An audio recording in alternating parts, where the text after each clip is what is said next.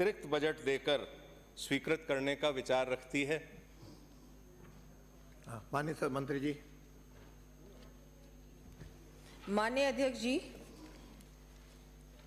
मैं माननीय सदस्य को बताना चाहूँगी मनीष का इस संबंध में अभी जो ये आपने बताया कि कई सालों से सड़कें क्षतिग्रस्त हैं और उनको रिपेयरिंग उनकी नहीं हो रही है, तो इस बार हर विधानसभा क्षेत्र में 10 करोड़ का प्रोविज़न रखा है कि 10 करोड़ के चाहे नॉन पैचेबल 5 करोड़ और 5 करोड़ मिसिंग लिंक का हम लोग सुदृढ़ीकरण भी करेंगे और नई सड़कें भी इस बार बजट में घोषणा की है, तो वो भी ली जाएंगी। माननीय सदस्य की कोई भी अगर ऐसी सड़क हो तो वो मुझे अगर दे दें तो उसका परीक्षण करवा लेंगे और अगर आवश्यकता होगी तो बिल्कुल निश्चित रूप से उनकी रिपेयरिंग भी होगी और अगर कोई नई सड़क है तो नई सड़क पे भी परीक्षण करवा के उसका काम भी हम लोग करेंगे। दूसरा कोई पूछेंगे? सरकार मिसिंग लिंक व नॉन पैचेबल सड़कों के निर्माण हेतु सड़कों के चयन का क्या आधार रखती है? ये किन की अनुशंसा पर स्वीकृत की जाती?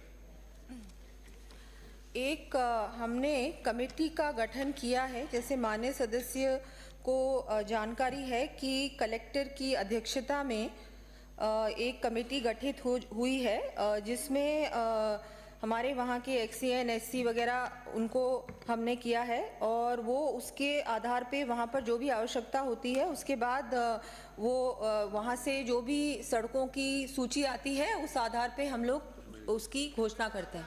मैम, पूर्व के बजटों में इस प्रकार से हम लोगों को उस कमेटी के आधार पे बजट आवंटन नहीं किया गया। वो अलग है। क्या आगे इस बारे में आप अपना सदन को प्रस्तुत करें स्पष्टीकरण? ऐसा है कि जब पिछली सरकार में भी इसी तरह की कमेटी बनी थी, उस समय भी किसी जनप्रतिनिधि को इस कमेटी में इंक्लूड नहीं किया गया था।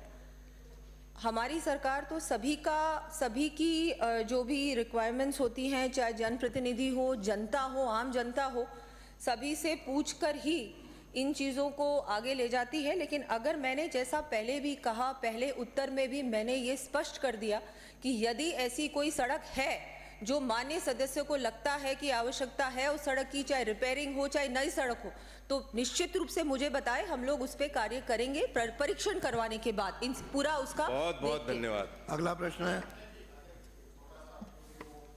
पूछिए। माननीय मुख्यमंत्री जी ने अपने जो एप्रोप्रिएशन बिल पे कहा था कि विधायक जो हैं वो अपने प्रस्ताव देंगे, उसके आधार पर हम स्वीकृत करेंगे।